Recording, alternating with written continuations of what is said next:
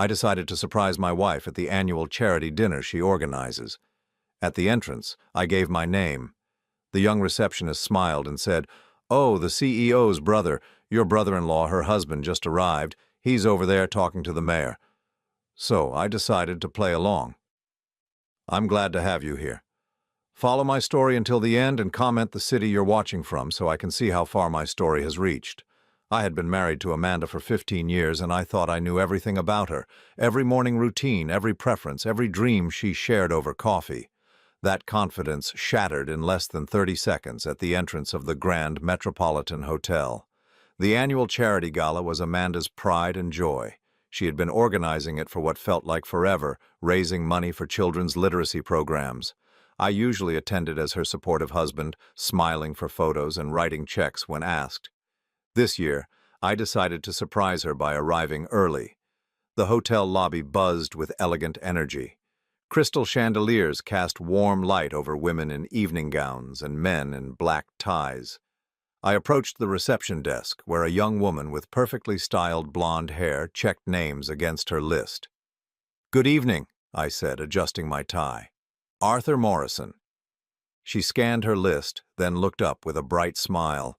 "Oh, wonderful. The CEO's brother-in-law, your brother-in-law, her husband, just arrived about 20 minutes ago. He's over there by the bar talking to the mayor." My stomach dropped. I followed her pointing finger to see a tall man with silver hair, impeccably dressed, gesturing animatedly while Mayor Richardson nodded and laughed.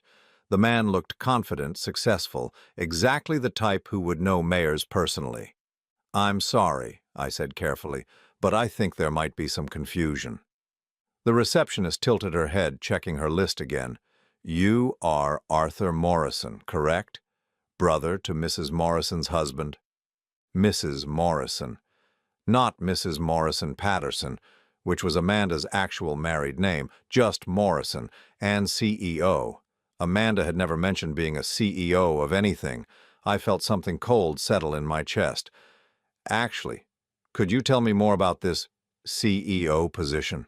"Oh, Morrison Industries. Your sister-in-law has done such incredible work expanding the company since she took over. We're so honored to have her hosting tonight's event." The young woman beamed with genuine admiration. Morrison Industries. I had never heard those words in my life. Instead of correcting her mistake, something made me nod, slowly. "Of course. Morrison Industries. Could you remind me which table I'm seated at?" She consulted her chart. "Table 12 with the other family members. Your brother should be there shortly." My brother. The husband she was referring to wasn't me.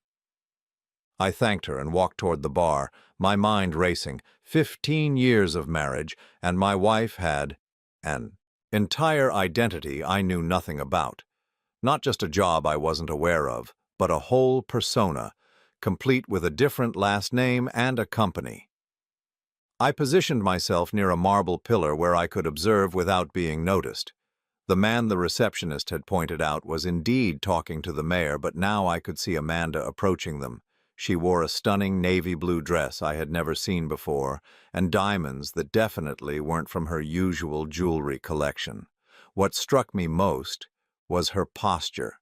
At home, Amanda carried herself with quiet confidence, but this woman moved like she owned every room she entered. Her smile was different too, sharper, more calculated.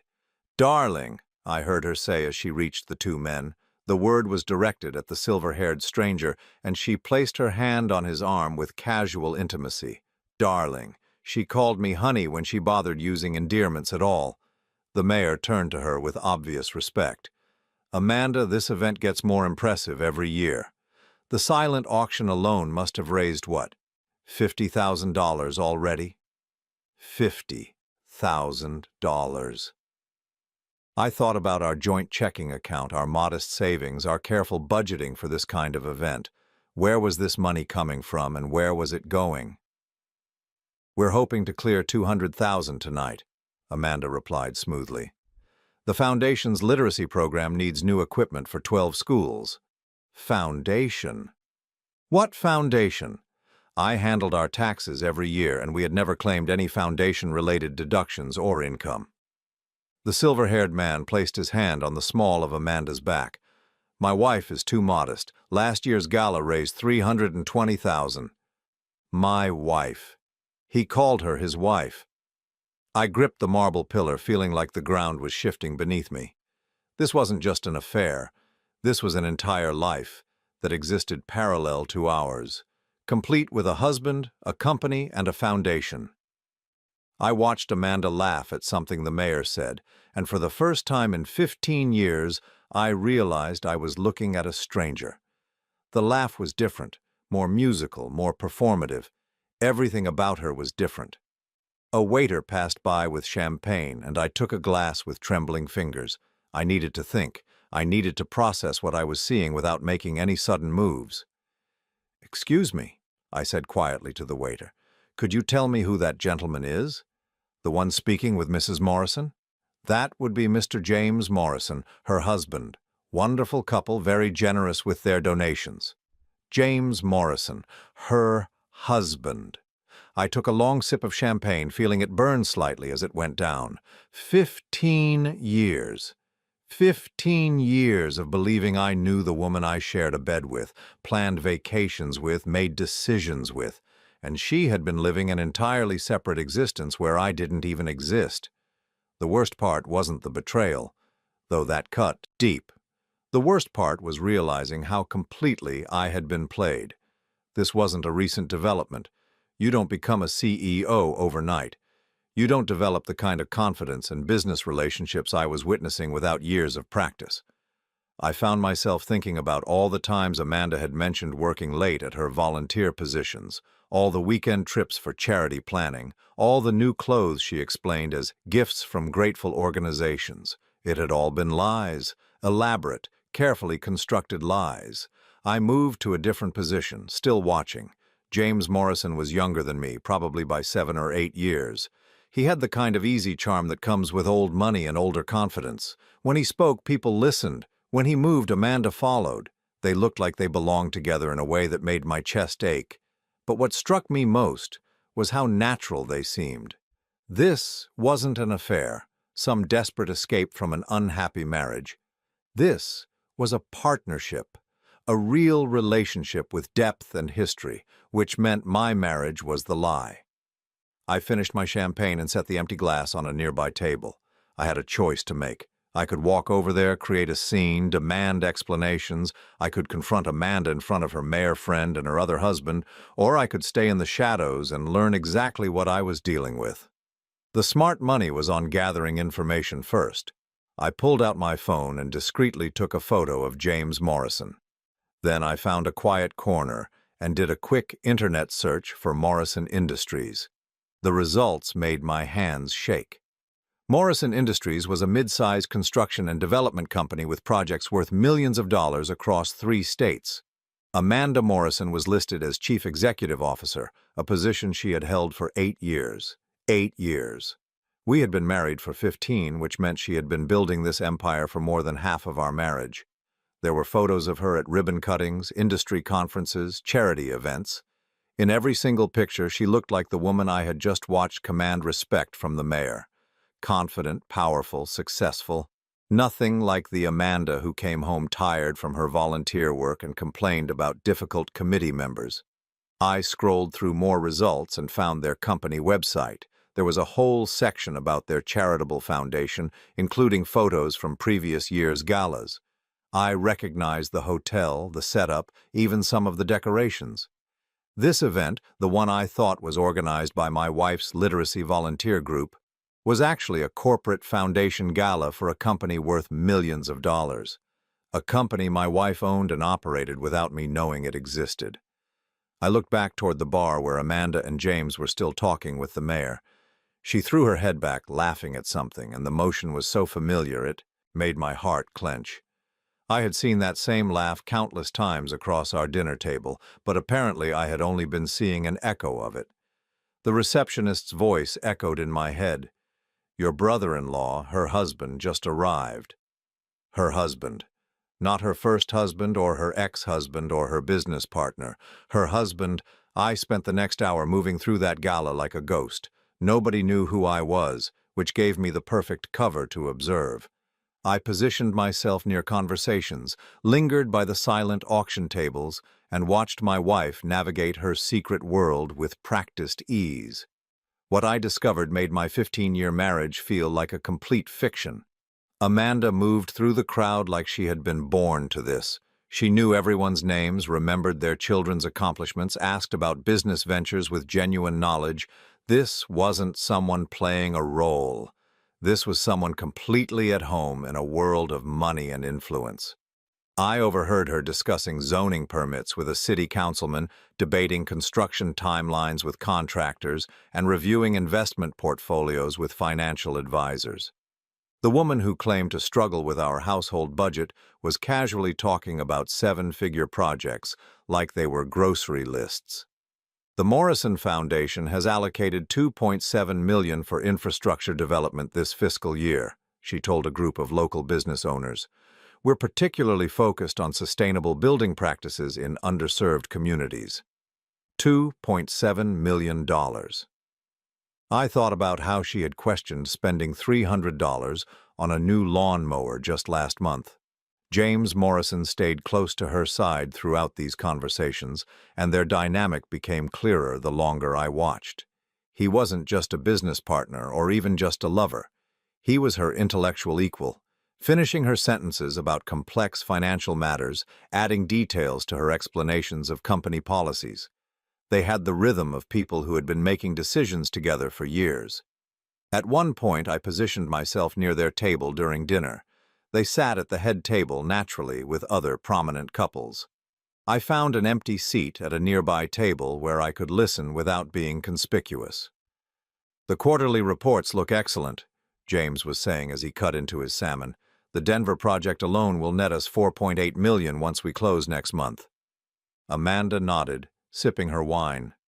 "Good. I want to increase the foundation's education budget for next year. We're getting requests from districts in Colorado and Utah now." "How much are you thinking?" "Another $1.5 million minimum. James, we have the resources, and the impact data from the pilot programs is extraordinary. $1.5 million. Spoken like someone deciding whether to order dessert. I listened to them discuss property acquisitions, staff promotions, and partnership opportunities with other companies. Every detail revealed more about the scope of what Amanda had hidden from me. Morrison Industries wasn't some small side business. It was a regional powerhouse with dozens of employees, multiple ongoing projects, and enough money to casually donate millions to charity. During a brief moment when James excused himself to speak with someone across the room, I made my move.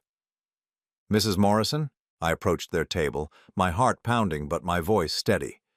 Amanda looked up, and for just a split second I saw something flicker across her face. Not recognition exactly, but awareness. Like she knew she should know me but couldn't place how. "I'm sorry," she said with a polite smile. "Have we met?" Have we met? The woman I had shared a bed with for 15 years was asking if we had met. "Arthur Morrison," I said, watching her reaction carefully. "I believe we're related through marriage." The flicker became more pronounced. Her smile tightened almost imperceptibly, and she glanced quickly toward where James was talking with the group across the room. "Morrison," she repeated slowly. "I'm not sure I understand the connection." I could see her mind working, trying to figure out who I was and what I might know. The careful way she was speaking told me she was buying time, assessing the potential threat. "I'm James's brother," I said, sticking to the story the receptionist had given me. "From back east. He mentioned you had family coming tonight." Relief washed over her features so quickly that someone who hadn't been married to her for 15 years might have missed it. But I caught it along with something else. She had been genuinely afraid for a moment. "Of course," she said, her smile becoming warmer and more natural. "He mentioned you might be able to make it. I'm so glad you could be here for the gala." The ease with which she lied was breathtaking. She had recovered from her momentary panic and was now playing the role of welcoming sister-in-law with Oscar-worthy skill. "It's quite an impressive event," I said. "James tells me you've grown the company significantly since taking over." "We've been fortunate," she replied modestly. The construction industry has been good to us, and we've been able to expand our charitable giving substantially. Charitable giving. I almost laughed at the irony. She gave away millions to strangers while telling me we couldn't afford a weekend trip to visit my sister. How long have you two been married? I asked, genuinely curious about the timeline. 8 wonderful years, she said without hesitation, though it feels like we've known each other forever. 8 years. We had been married for 15, which meant she had married James Morrison 7 years into our marriage. Not only was she living a double life, she was a bigamist. That's beautiful, I managed. James is lucky to have found someone who shares his passion for business. We make a good team, she agreed. Though I think I'm the lucky one, he taught me everything I know about running a company. Another lie. I happened to know that Amanda had a business degree and had worked in corporate finance before we married. She had told me she gave up her career to focus on volunteer work and starting a family we never had despite years of trying. Now I wondered if that had been another deception. James returned to the table, and Amanda's entire demeanor shifted. Her smile became more genuine, her posture more relaxed. She was genuinely happy to see him in a way that sent a spike of jealousy through my chest. "Darling, this is your brother Arthur from back east," she said smoothly. James extended his hand with a confused smile. "My brother?" For a moment the facade cracked. Amanda's eyes went wide, and I could see her scrambling to figure out how to handle the situation. "I think there might be some confusion," James continued politely. "I don't have any brothers." The silence stretched for just a beat too long. Amanda was trapped between her lie to me and the truth James was inadvertently revealing. "Oh my goodness," I said, jumping in to save her from the hole she had dug herself into. "I think I misunderstood the seating arrangements. I was told I was seated with family, and when I saw the name Morrison—" "Ah," James said with relief. "That explains it. Common mistake with a name like Morrison. Are you with one of our partner companies?" "Something like that," I replied vaguely. "I should probably find my actual table. Thank you for the conversation, Mrs. Morrison. It was enlightening." As I walked away, I could feel Amanda's eyes following me. She knew something wasn't right, but she couldn't figure out exactly what. The fear I had seen earlier was back, and this time it stayed. I found a quiet corner and pulled out my phone again. This time I searched for marriage records. It took some digging, but eventually I found what I was looking for. Amanda Morrison and James Morrison had been married 8 years ago in a small ceremony in Denver, Colorado. The same Amanda Morrison who was currently married to me in Sacramento, California. My wife was married to 2 men simultaneously, and neither of her husbands had known about the other. Until now. I watched her from across the room for the rest of the evening. She was more subdued after our conversation, frequently glancing around like she was looking for someone, or looking out for someone. She knew her secret was no longer safe, but she didn't know how much I had figured out. As the evening wound down and guests began to leave, I made sure to be among the first to go. But before I left, I approached the reception desk one more time. "Excuse me," I said to the same young woman who had unknowingly revealed Amanda's secret world. "Could I get a copy of tonight's program? I'd like to keep it as a memento." "Of course," she said, handing me a glossy brochure. Inside were photos from previous year's events, a complete list of Morrison Industries' charitable contributions, and detailed information about their foundation's work. It was a comprehensive guide to the empire my wife had built while I thought she was volunteering at the local library. But most importantly, it had contact information for Morrison Industries, including their main office address. Tomorrow, I would start learning exactly how deep this deception went. As I drove home through the quiet streets, I thought about Amanda sitting at that head table, laughing with the mayor, discussing million-dollar budgets like they were household expenses. I thought about the easy intimacy between her and James, the way they moved like 2 parts of the same machine. And I thought about the woman who would come home tonight and ask me how my evening went, probably while removing those diamonds I had never seen before and hanging up that dress that cost more than our monthly mortgage payment. For 15 years, I had been married to a performance. Tonight, I had finally seen the real show. The question now was, what to do with that knowledge? I didn't sleep that night. I lay in bed next to Amanda, listening to her breathe, wondering how many lies lived in the space between us. She had come home around midnight, slipping into bed quietly like she always did after these events. She smelled like expensive perfume and champagne, scents that seemed foreign in our modest bedroom. "How was your evening?" she had whispered in the dark, probably thinking I was asleep. "Fine," I had mumbled back. "Watched some television." Even that small exchange felt poisonous now. She was asking about my evening while returning from an event where she had played the role of a successful CEO married to another man. The casual cruelty of it made my chest ache. By morning, I had made a decision. I needed to know everything, and I needed to know it before I confronted her. The woman lying next to me had demonstrated an ability to lie with breathtaking skill. If I was going to have any chance of getting the truth, I needed to arm myself with facts first. Amanda left for work at her usual time, kissing me goodbye and mentioning she would be late because of a volunteer committee meeting. I waited 30 minutes after her car disappeared down our street, then I drove to the address I had found for Morrison Industries. The building was nothing like what I had expected. Instead of some small office suite, Morrison Industries occupied 4 floors of a gleaming downtown high-rise. The lobby was all marble and glass, with Morrison Industries prominently displayed on the building directory alongside law firms and investment companies. I took the elevator to the 15th floor and stepped into a reception area that probably cost more than my annual salary to design. Floor-to-ceiling windows offered views of the city, and original artwork hung on walls that looked like they belonged in a museum. "Can I help you?" asked the receptionist, a professional-looking woman in her 40s. "I'm here to see Mrs. Morrison," I said. "I don't have an appointment, but I'm family." She consulted her computer screen. "I'm sorry, but Mrs. Morrison is in Denver today for the groundbreaking ceremony. She won't be back until Thursday. Would you like me to schedule something for Friday?" Denver. Amanda had told me she would be at a literacy committee meeting across town. "The groundbreaking ceremony?" I asked. "Yes, for our new community center project. It's been in the planning stages for 2 years.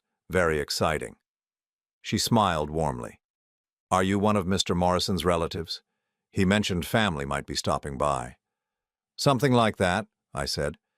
"Could you tell me more about the company?" "I'm afraid I don't know much about what they do." Her face lit up with genuine pride. Morrison Industries has been a leader in sustainable construction for over a decade. We specialize in mixed-use developments that incorporate affordable housing, commercial space, and community resources. Mrs. Morrison took over as CEO 8 years ago and has tripled our revenue while doubling our charitable giving. Tripled their revenue. Doubled their charitable giving. While I thought my wife was struggling to organize book drives for elementary schools. "She sounds impressive," I manage. "Oh, she's remarkable. She has a vision for how construction can serve communities, not just profit margins. The Morrison Foundation has donated over $15 million in the past 5 years alone."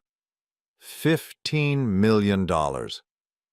I did quick math in my head and realized that Amanda's secret company had donated more money than I would earn in several lifetimes. "That's incredible," I said. "And she works closely with her husband on these projects?" "Mr. and Mrs. Morrison are true partners. He handles the financial side while she focuses on community development and sustainable practices. They complement each other perfectly." They complement each other perfectly. The phrase stayed with me as I left the building and drove aimlessly through the city. In 15 years of marriage, nobody had ever described Amanda and me as complementing each other perfectly. We coexisted peacefully, but we had never been true partners in anything meaningful. I found myself in a coffee shop staring at my phone.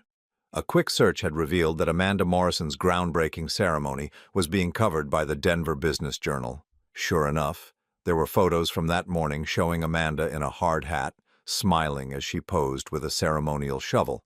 She looked radiant, confident and purposeful in a way I hadn't seen in years. The caption identified her as the CEO of Morrison Industries and mentioned that the new community center would serve over 3,000 families.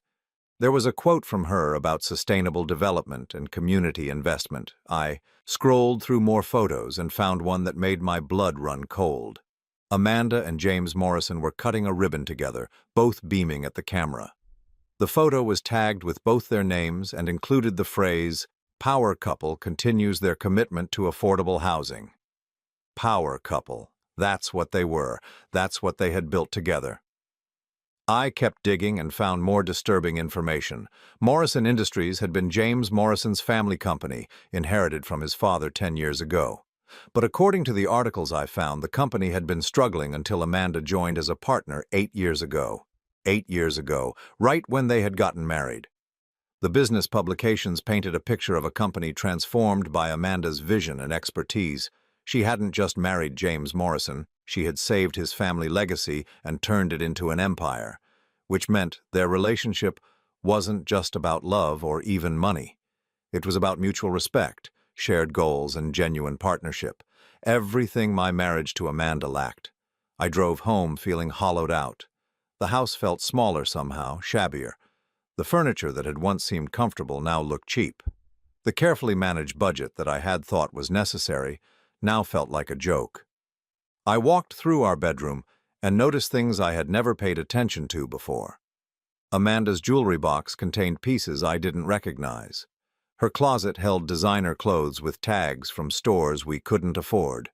Her dresser drawer had business cards for financial advisors, real estate agents, and investment brokers. How had I missed all of this? The answer was humbling. I had missed it because I hadn't been paying attention. For years I had been so focused on our quiet, predictable life that I hadn't noticed my wife was living an entirely different existence. I found myself in Amanda's home office, a small room she used for her volunteer work, or at least that's what I had thought it was for. Looking at it with new eyes, I realized this wasn't the workspace of someone organizing bake sales and book drives. There was a high-end computer, multiple monitors, and a printer that could handle complex documents. The file cabinet was locked, but the desk drawers weren't. Inside, I found business contracts, financial statements, and correspondence with lawyers, accountants, and government officials. One folder contained property deeds for buildings I had never heard of. Another held insurance policies for assets worth millions of dollars.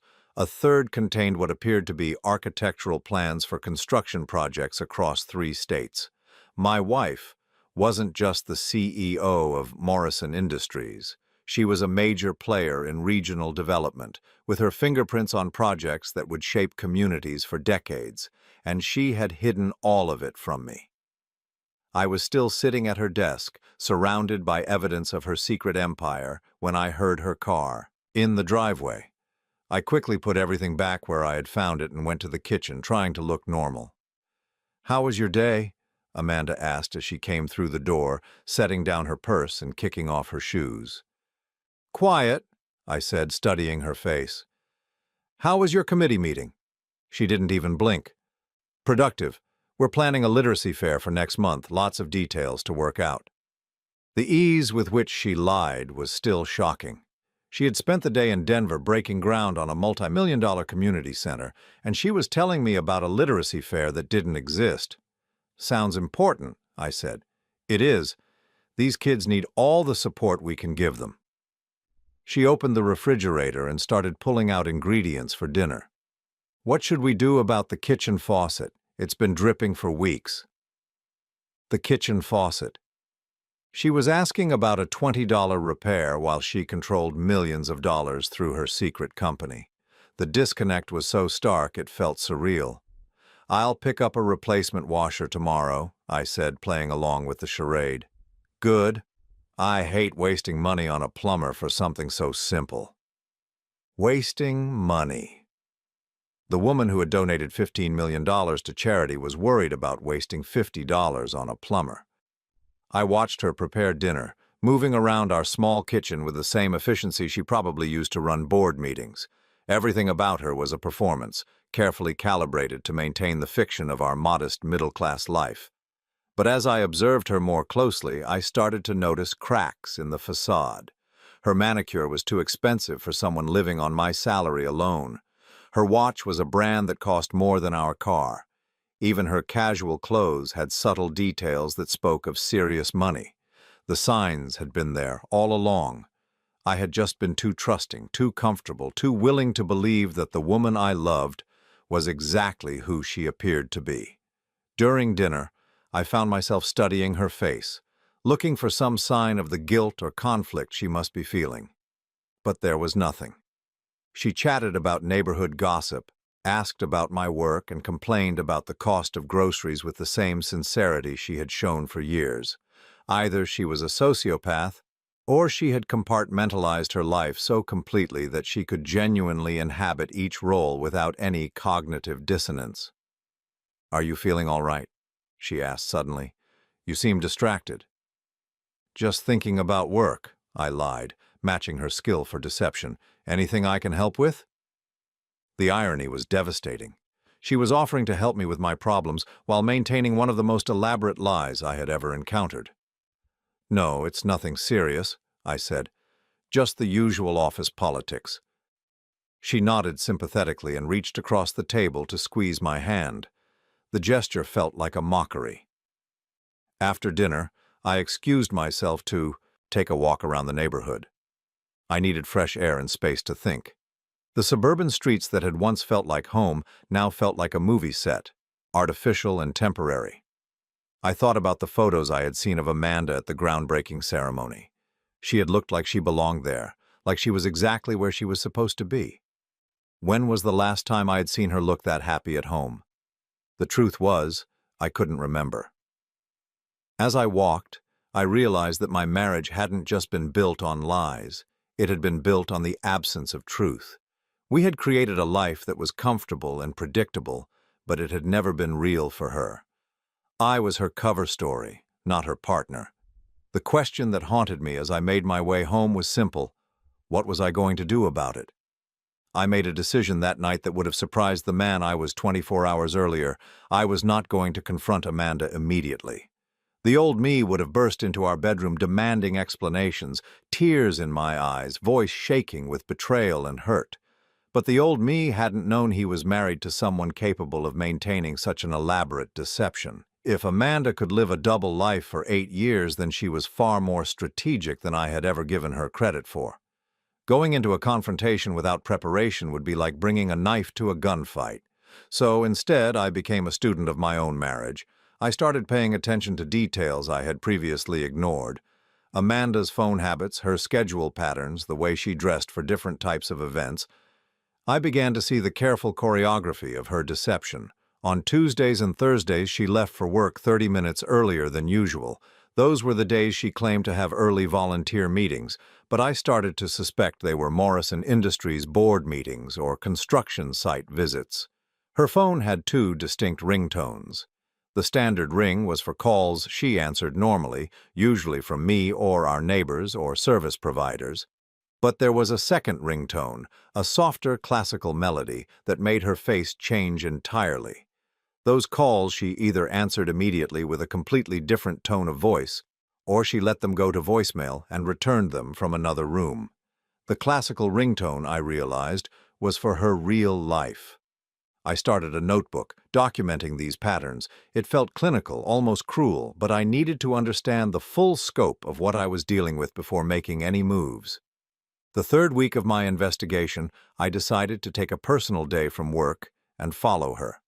Amanda left the house at 7:30 on a Thursday morning, dressed in a charcoal gray suit I had never seen before. She carried a leather briefcase that looked expensive and wore jewelry that definitely hadn't come from our joint checking account. I followed her car from a safe distance, expecting her to head toward the community center where she claimed to volunteer. Instead, she drove straight to the Morrison Industries building. She had her own parking space in the underground garage, marked with A. Morrison, CEO in gold lettering. I parked across the street and watched through binoculars as she emerged from the garage and walked into the building. Even from a distance, her body language was different. She moved with authority, acknowledging the doorman with a nod that spoke of familiarity and status. I spent the entire day watching that building, taking notes on who came and went. Construction crews reported to supervisors who then went inside. Men in expensive suits arrived for meetings. A catering truck delivered what looked like lunch for a large group. Morrison Industries was clearly a thriving business with dozens of employees and constant activity. At 4:30, James Morrison arrived in a silver BMW. He parked in the space next to Amanda's, labeled J. Morrison, CFO, Chief Financial Officer. He wasn't just her husband in this other life. He was her business partner. I watched him enter the building and wondered what they talked about during their workday. Did they discuss construction schedules and profit margins with the same intimacy that Amanda and I discussed grocery lists and home repairs? At 6:15, they emerged together. James had his hand on the small of Amanda's back as they walked to their cars, the same casual gesture of ownership I had seen at the gala. They spoke briefly, James gesturing toward some papers he was holding, Amanda nodding and pointing to something on the documents. Then they kissed goodbye. Not a passionate embrace, but the comfortable kiss of a married couple ending their shared workday. I followed Amanda home, arriving several minutes after she did. When I walked through the front door, she was already changed into jeans and a casual sweater, the expensive suit nowhere to be seen. "How was your day?" she asked, starting dinner preparations. "Long," I said honestly. "How was your volunteer meeting?" "Frustrating. The school district keeps changing their requirements for the literacy program. We spent most of the day trying to figure out new compliance issues." The lie rolled off her tongue with practiced ease.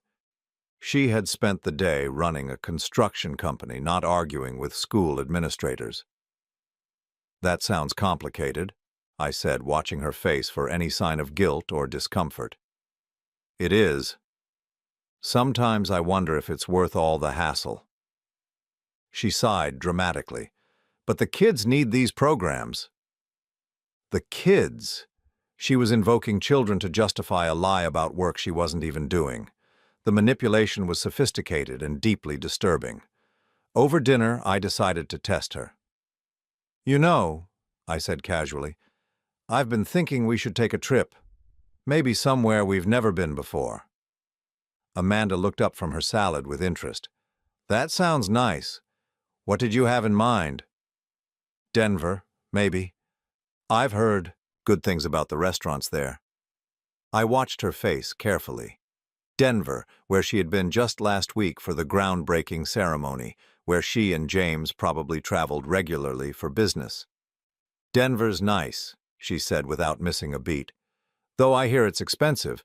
Maybe we should think about somewhere closer to home." Expensive? The woman who controlled millions of dollars thought Denver was too expensive for a weekend trip. "You're probably right," I said. "I just thought it might be fun to try somewhere new." "We could always go to San Francisco," she suggested. "It's been years since we've been to the city." San Francisco, safe, familiar, somewhere she could be confident she wouldn't run into her other life. I agreed to think about San Francisco while mentally noting another data point in her pattern of careful risk management. After dinner, I excused myself to work on some projects in the garage. Really, I wanted to call the Denver Business Journal that had covered Amanda's groundbreaking ceremony. "I'm calling about the Morrison Industries story you ran last week," I told the journalist who had written the article. "I'm working on a follow-up piece about sustainable construction practices." "Oh, the community center project, that's a great story. Amanda Morrison is doing incredible work up there. Have you spoken to her directly?"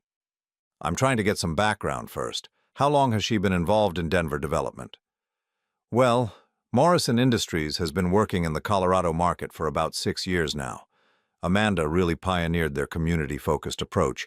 She's got projects planned through 2030. 2030. Amanda had business plans extending 7 years into the future, while she told me she wasn't sure if her volunteer position would last through next month. "She seems very committed to the work," I said.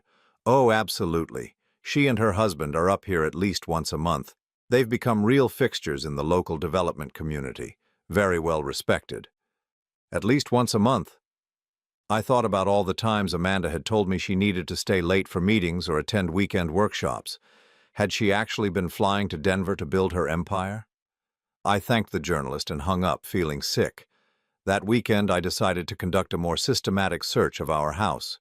Amanda was at another volunteer event, or at least that's what she had told me. I started in her office and worked my way through every room, looking for evidence I had missed.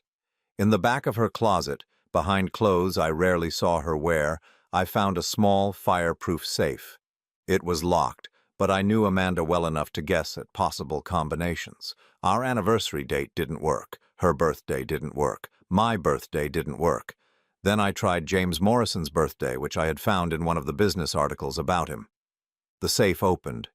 Inside were documents that made my hands shake. A marriage certificate for Amanda and James Morrison, dated 8 years ago. Insurance policies listing James as her beneficiary.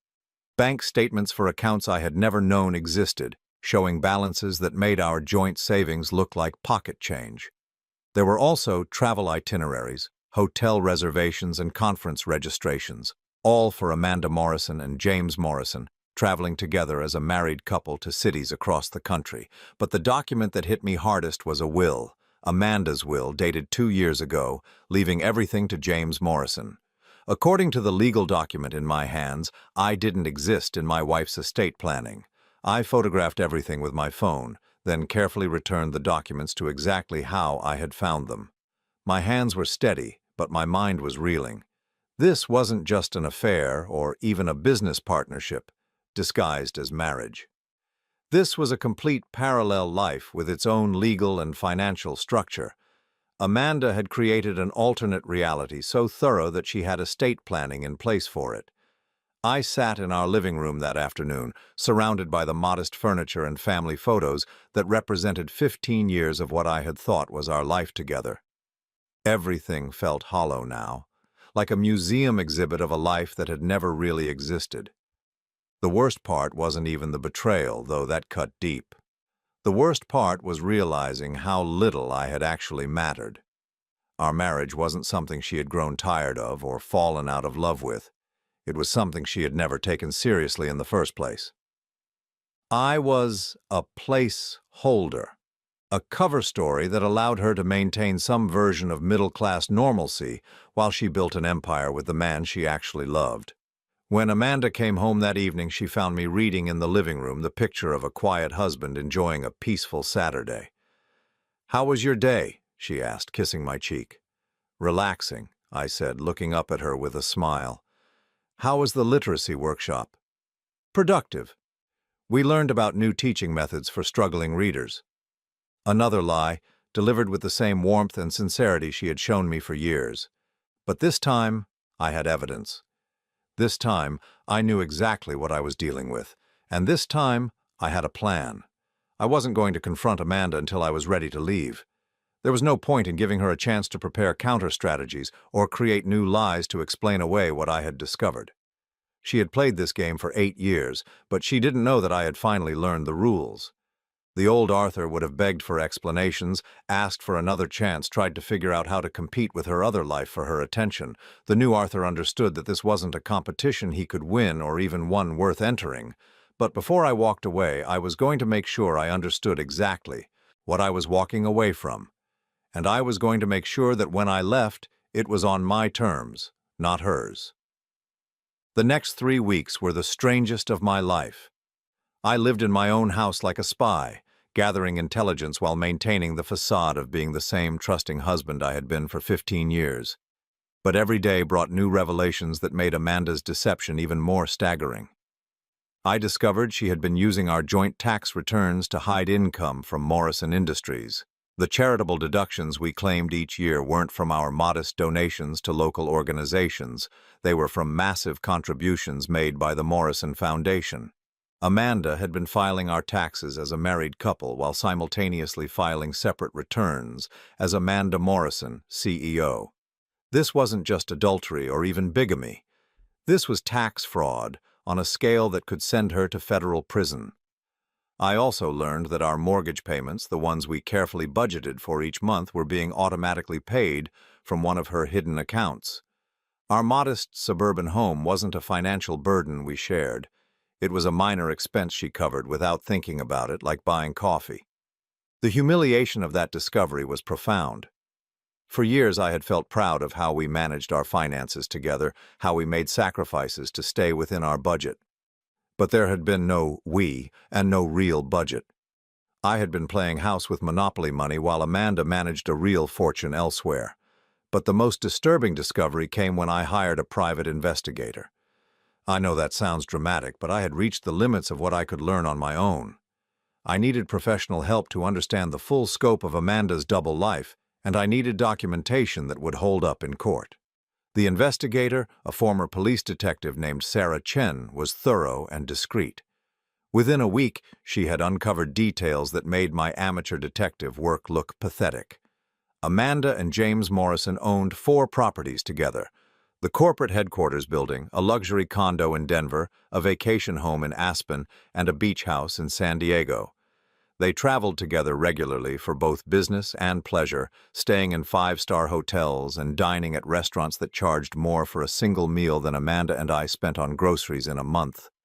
But what really shocked me was the timeline Sarah constructed of their relationship. Amanda and James had been together for 12 years, not 8. They had been dating for 4 years before they got married, which meant their relationship had begun just 3 years into my marriage to Amanda. Our entire marriage had been a lie from almost the beginning. Sarah also discovered that James Morrison had no idea about me. To him, Amanda was a divorced woman who had left an unhappy first marriage to build a new life with him. He wasn't complicit in the bigamy. He was another victim of Amanda's deception, just one who had gotten the better deal. This revelation forced me to reevaluate everything. Amanda wasn't just a cheating wife or even a gold digger. She was someone capable of maintaining elaborate lies with multiple people for over a decade. The level of compartmentalization required for such deception suggested a psychological sophistication that was genuinely frightening. Armed with Sarah's report, I finally felt ready to take action. But I wasn't going to confront Amanda directly. That would give her a chance to spin new lies, to manipulate the situation, to control the narrative as she had been doing for years. Instead, I was going to force her hand. I started by consulting with 3 different attorneys, getting multiple perspectives on my legal options. The consensus was clear. Amanda's bigamy invalidated our marriage, which meant I could seek an annulment rather than a divorce. An annulment would erase our marriage legally, as if it had never existed.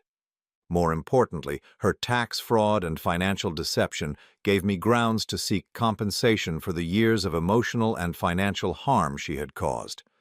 I wouldn't just be walking away empty-handed, I would be leaving with enough money to rebuild my life comfortably.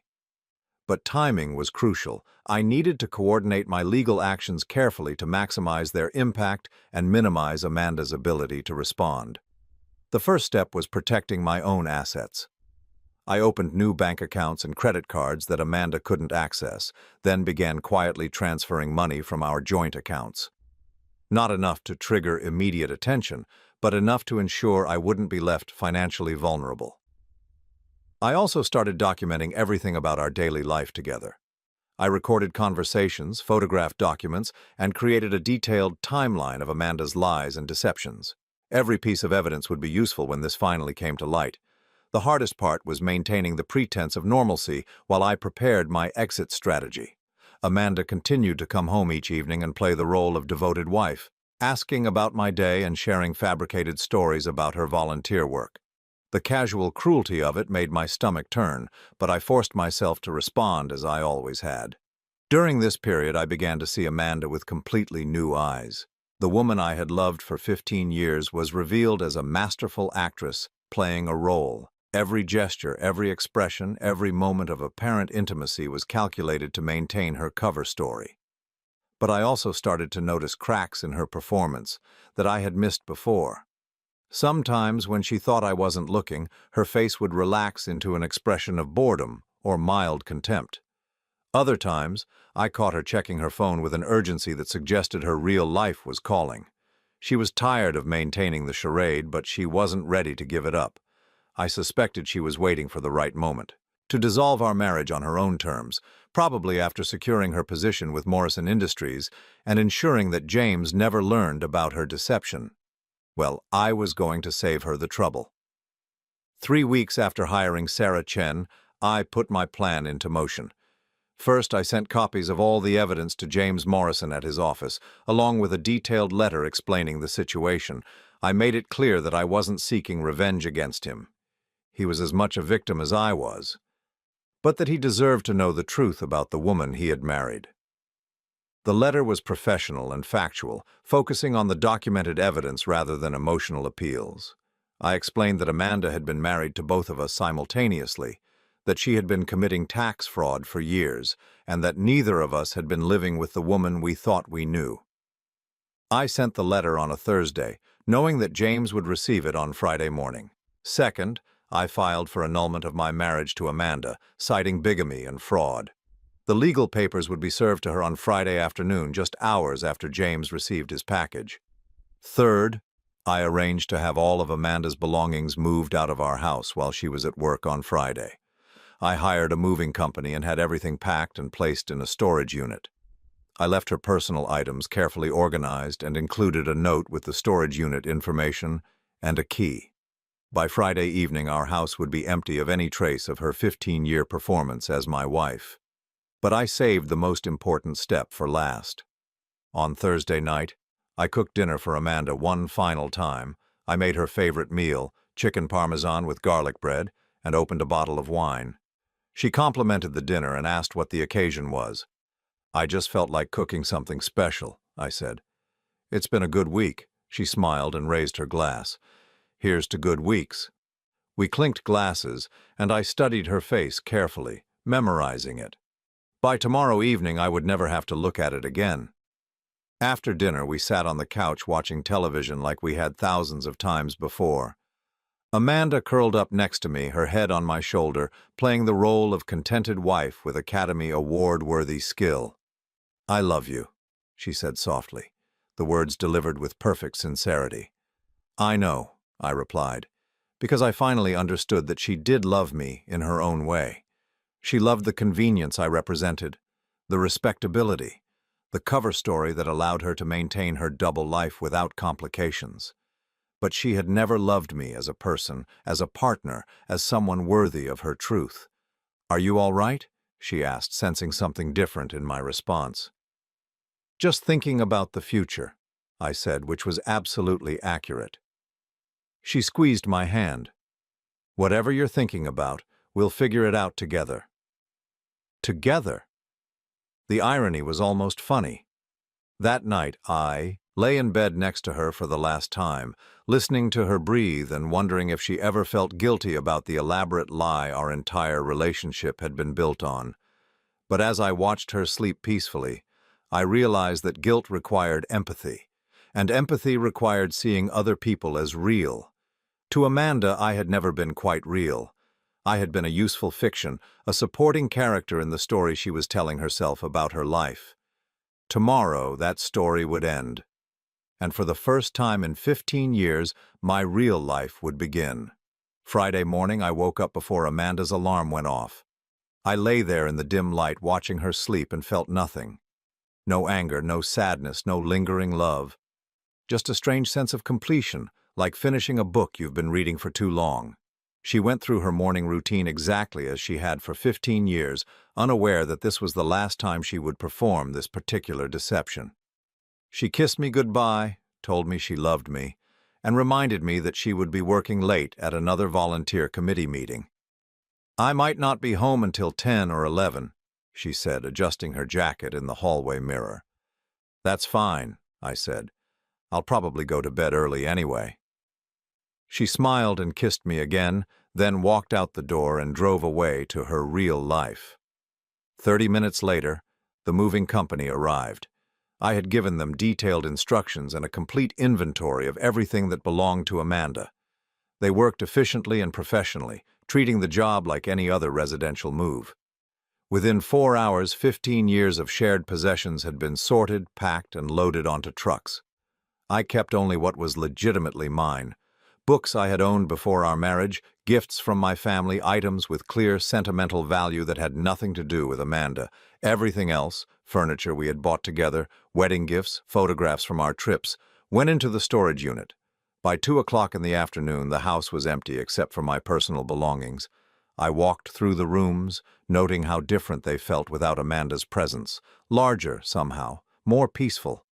At 3:15, my phone rang. James Morrison. Arthur? His voice was shaky, confused. I got your letter. I need to understand what's happening here. I imagine you do, I said calmly. Have you had a chance to review all the documentation? I've been going through it for hours. He paused, and I could hear papers rustling in the background. This says Amanda has been married to both of us simultaneously. That's correct. For 12 years. Yes. A long silence stretched between us. When James spoke again, his voice was hollow.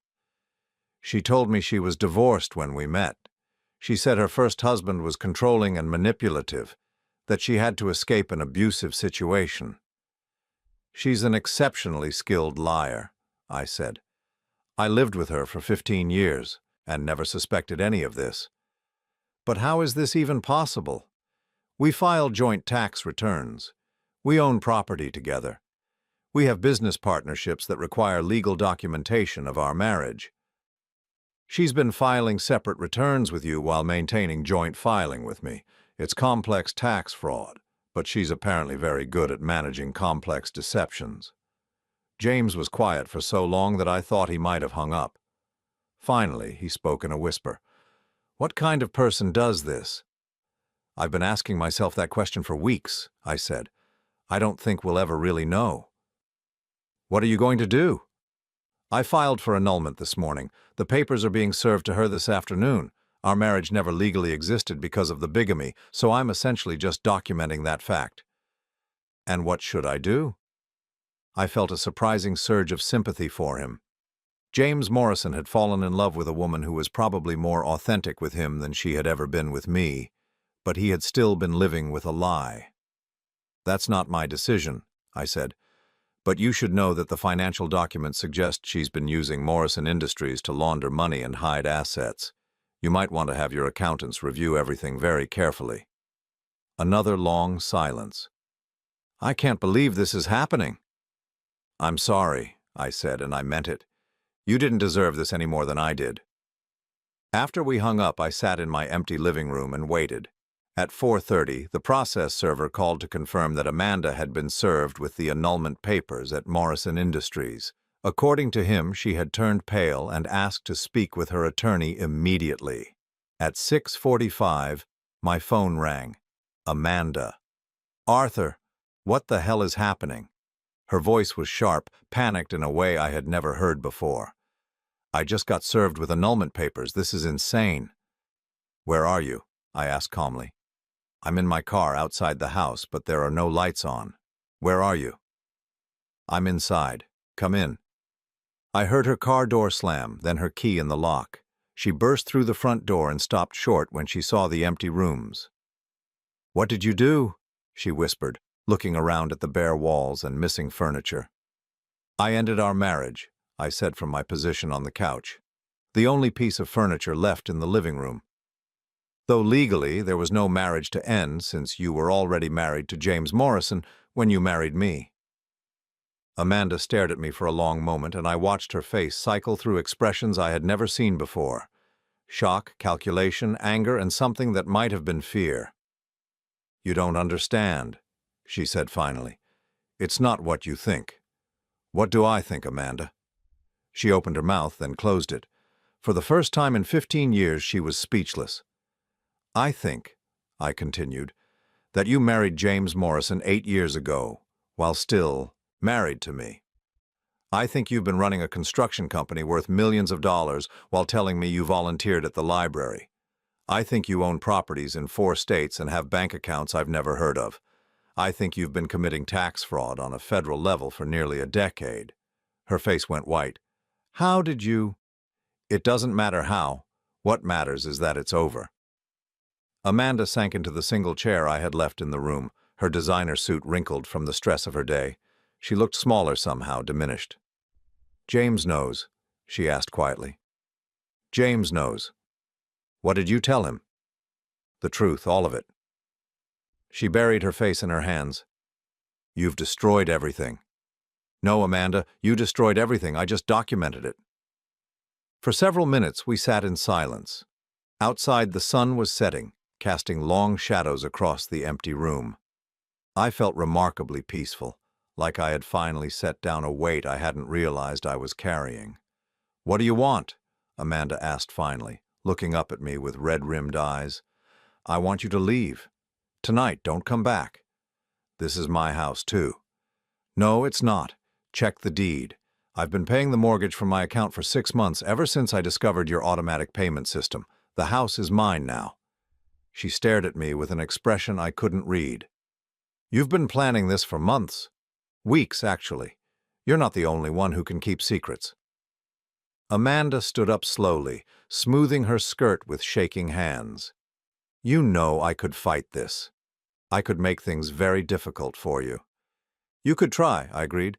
"But you're facing federal tax fraud charges. James Morrison is probably consulting with divorce attorneys as we speak, and Morrison Industries is going to be under intense scrutiny once this comes out. I don't think you have the energy to fight me, too." She walked to the front door, then turned back. "I never meant for it to happen this way." "How did you mean for it to happen?" She was quiet for a long moment. "I thought I could manage both lives indefinitely. I thought you would be content with what we had. And James? James was different. He challenged me, pushed me to build something bigger. With him, I could be who I really was. And with me?" Amanda looked at me with something that might have been pity. "With you, I could rest." After she left, I sat in my empty house as darkness fell around me. I didn't turn on any lights, I just sat there, listening to the silence and feeling free for the first time in years. My phone buzzed with texts throughout the evening, some from Amanda begging me to reconsider, a few from her attorney wanting to discuss settlement terms, one from James Morrison thanking me for telling him the truth and letting me know he was filing for divorce. I answered none of them. There was nothing left to discuss. 3 months later, I received a check in the mail for $800,000. It was Amanda's settlement payment, compensation for the years of fraud and deception. With that money and the sale of our house, I had enough to retire comfortably at 62. I bought a small cabin in the mountains, 2 hours from any city where Amanda Morrison might be building her empire. I spend my days reading, hiking, and learning to cook for myself. I've taken up photography and started volunteering at a local animal shelter. Last month, I saw an article in a business journal about Morrison Industries filing for bankruptcy. According to the report, the company had collapsed amid allegations of financial irregularities and tax fraud. Amanda Morrison was facing federal charges, and James Morrison was cooperating with prosecutors. I felt no satisfaction reading about their downfall, no vindication, no sense of justice served. Just a quiet gratitude that I was no longer part of that story. Sometimes in the evenings I sit on my porch and think about the 15 years I spent loving someone who never really existed. I don't regret those years. They taught me something valuable about the difference between loving someone and being loved in return.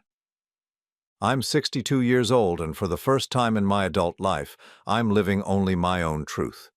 No shared lies, no comfortable deceptions, no performances for anyone else's benefit. I sleep well at night, and when I wake up in the morning, I remember exactly who I am. It turns out that freedom doesn't require revenge or vindication. Sometimes it just requires the courage to walk away from a life that was never really yours to begin with. And sometimes, if you're very lucky, you discover that the person you were before the lies began is still there, waiting patiently for you to remember him.